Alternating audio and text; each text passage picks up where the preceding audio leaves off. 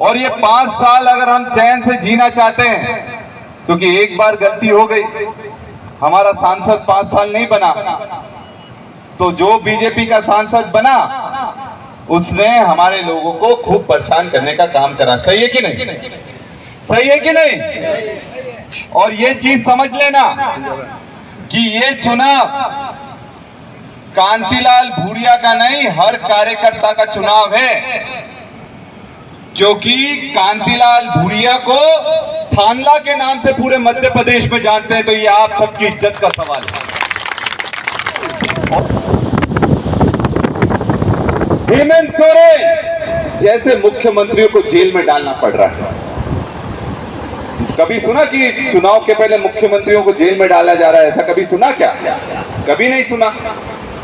कल एक बीजेपी वाले के साथ मैं बैठा था, तो बातों बातों में वो भी बोल गया कि यार ये थोड़ा ज्यादा हो गया। बातों बातों में बीजेपी वाला भी बोल गया कि यार ये थोड़ा ज्यादा हो गया, अति हो गया, इतना नहीं करना चाहिए। क्योंकि कांग्रेस की सरकार आई तो फिर बीजेपी वालों का क्या होगा? सही बात है कि नहीं? अगर बीजेपी वाला नरेंद्र मोदी इस तरह की हरकतें करेगा तो फिर जब कांग्रेस की सरकार आएगी तो फिर वो लोग भी तैयार रहे। क्योंकि क्या होता है कि हम लोग अहिंसावादी लोग हैं, तो सरकार आने पर थोड़ा माफ कर देते हैं, पर इस बार नहीं करेंगे। क्यों इस बार नहीं करेंगे? सही है कि नहीं? इस बार नहीं माफ करेंगे। और एक बात, एक और बात, आज मंच पर हमारी सारी बहनें बैठी हैं, माताएं बैठी हैं, हमारे सब कर्मठ कार्यकर्ता नेतागण बैठे हैं, पर जो सबसे बड़ी ताकत है वो ये सामने लोग बैठे, ये हमारी सबसे बड़ी ताकत है, हमारा जमीन का कार्यकर्ता। और यहां पर मैं मानता हूं जो भी बैठा है हर एक जन वो नेता है। क्योंकि अगर हम भीड़ करने वाली बात होती तो थानला की भीड़ तो जबरदस्त होती है। क्यों? सही है कि नहीं काका? वीर सिंह काका, थानला की भीड़ जबरदस्त होती और हमारे कार्यकर्ता सबसे निष्ठावान और कर्मठ कार्यकर्ता है। और इसलिए अब ये मत सोचना कि कौन आएगा प्रचार करने के लिए, कौन आएगा क्या करने के लिए, खुद निकल जाओ। समय बचा नहीं है, अब समय हमारे पास बहुत कम बचा है। कोई बोले ना कि यार अभी तो चलो 13 मई को है, 13 मई ज्यादा दूर नहीं है। देखते देखते शादियों में पूरा दिन निकल रहा है, एक एक दिन में 15-15, 20-20 शादियां हो रही हैं। सही है कि नहीं? और अपने कार्यकर्ता भी सब दूर जा रहे हैं। तो जिस शादी में जाओ आप प्रचार शुरू कर दो, बीजेपी वाले को भी बुलाओ, देख यार तू भाई समझ ले दिल्ली में क्या हो रहा है अपनी अलग बात है, यहाँ तो कांति भाई को जिताना है। सही है कि नहीं? और पता है बीजेपी के कार्यकर्ता भी बहुत निराश हैं। उनका कहना था यार हर बार सांसद अपना झाबुआ जिले से बनता है, अब इस बार पता नहीं अलीराजपुर से किसको टिकट दे दिया, तो अलीराजपुर जाएगा कौन? बीजेपी वाला कार्यकर्ता भी यही बोलता है। और बोलते हैं कि बीजेपी परिवारवाद करती रहती है, पर नागर सिंह खुद विधायक, नागर सिंह खुद मंत्री, नागर सिंह की पत्नी सांसद उम्मीदवार, नागर सिंह की पत्नी जिला पंचायत अध्यक्ष, नागर सिंह का भाई जनपद अध्यक्ष, नागर सिंह के परिवार के लोग सोसाइटी अध्यक्ष, नागर सिंह के परिवार के लोग सरपंच, सब कोई है, तो बाकी बीजेपी वाला कौन है? और यही कारण है बीजेपी का एक बहुत बड़ा नेता था जो वहां का भाजपा का जिला अध्यक्ष था पहले, और उसकी पत्नी जिला पंचायत उपाध्यक्ष है, वो बीजेपी छोड़कर कांग्रेस में आ गए। बोले यार इनके साथ तो नहीं चलेगा काम, ये लोग हमेशा अपराध ही करते हैं, लोगों को डराते हैं, धमकाते हैं, इनके साथ काम नहीं कर सकते, तो बीजेपी छोड़कर कांग्रेस में आ गया। अब मुझे बताओ सरकार छोड़कर कौन आता है? अगर सरकार में कोई चला जाए तो मतलब कोई फायदे की बात होगी तभी जाएगा, पर सरकार छोड़कर अगर कोई आ गया तो ये चीज साबित करती है कि वहां के लोग बहुत परेशान हैं। सही है कि नहीं? नहीं तो सरकार छोड़कर कोई आता है क्या? और सरकार छोड़कर पूर्व भाजपा अध्यक्ष, जिला पंचायत उपाध्यक्ष कांग्रेस में आ गए तो समझ लो बीजेपी की हालत पतली हो गई है। क्योंकि एक चीज समझो, नागर सिंह इतनी मेहनत करने के बाद, पैसा खर्च करने के बाद, डराने धमकाने सब करने के बाद, तब जाकर मुकेश भाई को सिर्फ 3000 वोटों से जीत पाया था। कितने वोटों से? सिर्फ 3000 वोटों से।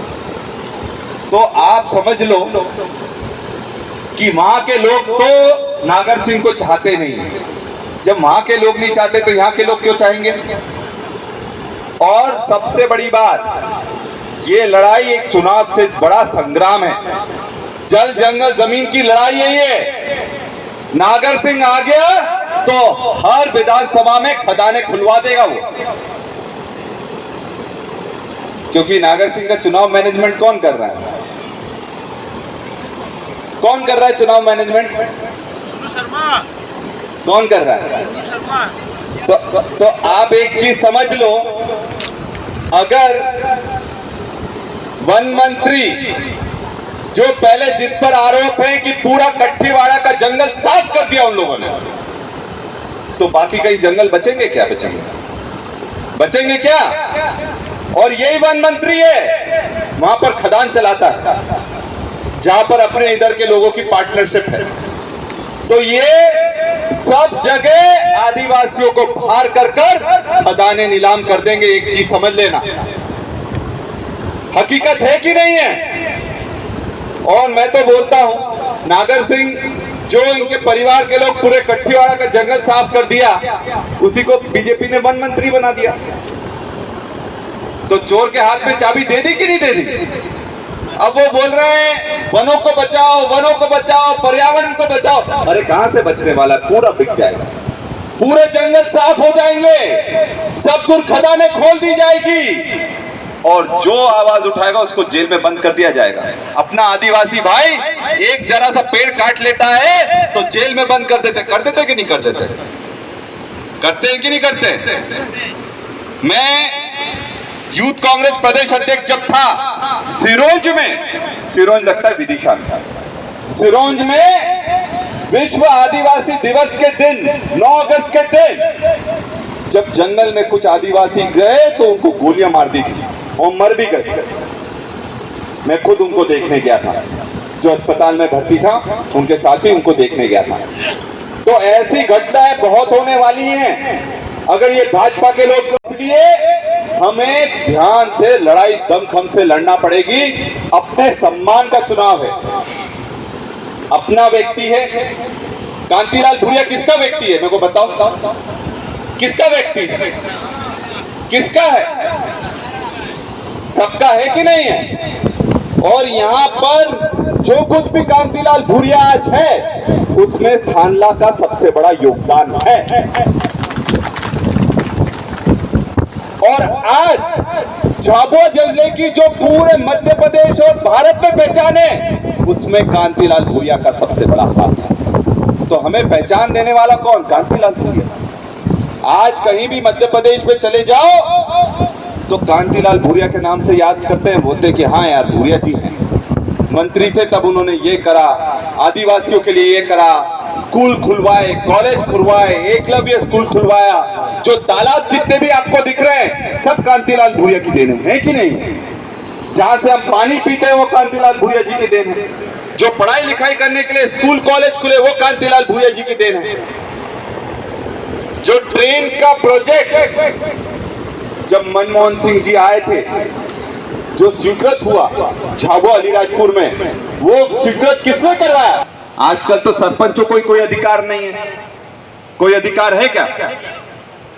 सरपंच हुए, जनपद सदस्य हुए, जिला पंचायत सदस्य हुई, जिला पंचायत अध्यक्ष हुई, कोई अधिकार नहीं है, ना कोई पैसा आ रहा है। वाइट और पड़ी है, वो भी थोड़े दिन बाद फिर डालेंगे। पंचायती राज को पूरी तरह से खत्म करने का काम इन लोगों ने करा है।